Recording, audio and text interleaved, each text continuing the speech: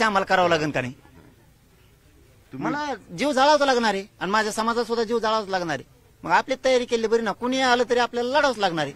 असं थोडंच तेव्हा आला गेलं की त्याने बांधून आणलं तिकडे गठोड्यात आणि म्हणलं हा धरा आहे तुमचं आरक्षण. लढा चालू ठेवा लागणार. लढावंच लागणार आहे. मी लढणार सुद्धा आहे आणि आरक्षण ओबीसीतूनच घेणार. पण तुम्ही बोलताना एका प्रश्नाला असं बोललात की मला असं वाटलं मी जातो की काय, म्हणजे मरतो की काय, ही भावना काय येते तुमच्या मनात? नाही जाऊ दे, त्या विषयात काय होतंय, मला समाजापर्यंत माझ्या वेदना नाही न्यायच्या. परिस्थिती वाईट आहे. शेवटी 8-15 दिवस गेले की इतक्या वेदना आहेत ना मला. माझ्या वेदना मला व्हायला लागल्या ना, माझा त्रास माझ्या समाजाला नाही सहन. तुम्ही उपचार का नाही करत? चालूच आहेत ना आता, डॉक्टर इथं बसूनच आहेत. त्यामुळं मला जाऊ त्या विषयात ना मला बोलायचंच नाही, कारण माझ्यासाठी हा विषय काढला की तुम्ही भावनिक होता पाटील. समाज मला वेदनाच लय आहेत. मला खरं सांगतो, माझं एक तर शरीर बारीक,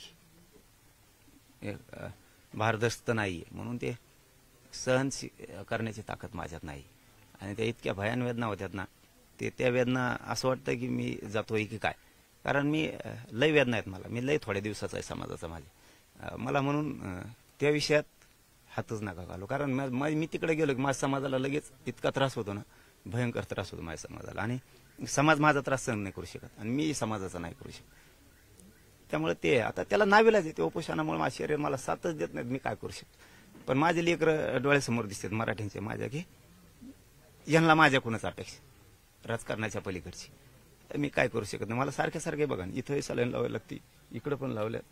माझी वाईट परिस्थिती आहे. पण मी आता कुटुंबच माझं समाज आहे. मला समाजशिवाय नाही दिसत काय. मी स्वार्थी नीच असतो तर मागच काही कमवून बाजूला बसलो. मला समाजाच्या जीवावरती मॅनेज व्हायचं नाही, गद्दारी नाही करायची. मला समाजच मोठा करायचा आणि आरक्षणातून माझा समाज मोठा होणार आहे हे मला पक्का माहिती. राजकारणातून नाही होणार. मला माझा गोरगरीब पाहिजे, बाकी काय नाही. त्याची शान मला वाढवायची, त्याच्यावर संकट नाही येऊ द्यायचं. ते मला प्रचंड वेदना आहेत. खरंच मी असं वाटतं एका दिवशी अंग दुखायला लागल्यावर, हाडकं दुखायला लागल्यावर की जातोय की काय, मी माझ्या समाजात राहील की नाही. तर माझ्यासाठी माझा समाज लय महत्वाचा आहे भाऊ, राजकारण नाही माझ्यासाठी महत्वाचं.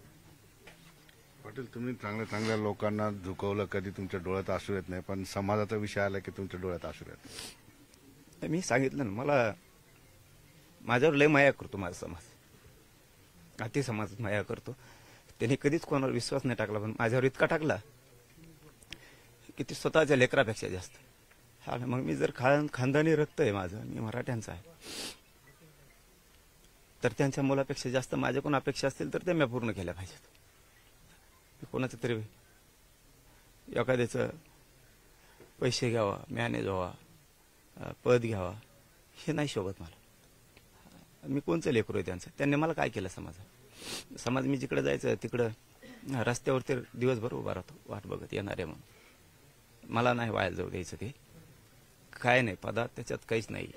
राजकारणात काही नाही. 4 दिवस दुश्मनी आहेत, दुफळी निर्माण होईल म्हणून मी राजकारणात सुद्धा नाही उतरलो.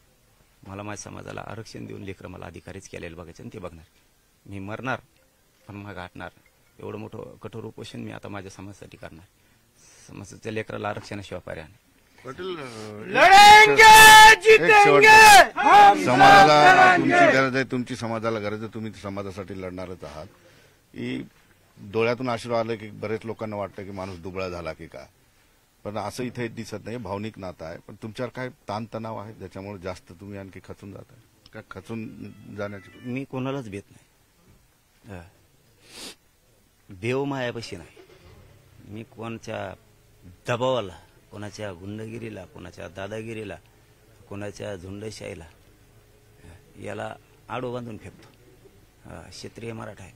मरायला लढायला कधीच येत, मरायला लढायला कधी भेट. माझ्या जिंदगीत मला टेन्शन कवच आलेलं नाही आणि येणार सुद्धा नाही. फक्त शरीराच्या वेदना सुरू झाल्या की मी मात्र लोकांना मारताना नाही का लेकरं दिसते. मला वेदना सुरू झाल्या की लगेच समाज दिसायला चालू होतो. मी जर अर्धवट हे लढा राहिला तर समाजाचे काय हाल होते, जसं आपण लेकराचे कसे हाल होते म्हणतो, तसं मी माझ्या समाजाचे किती हाल होते.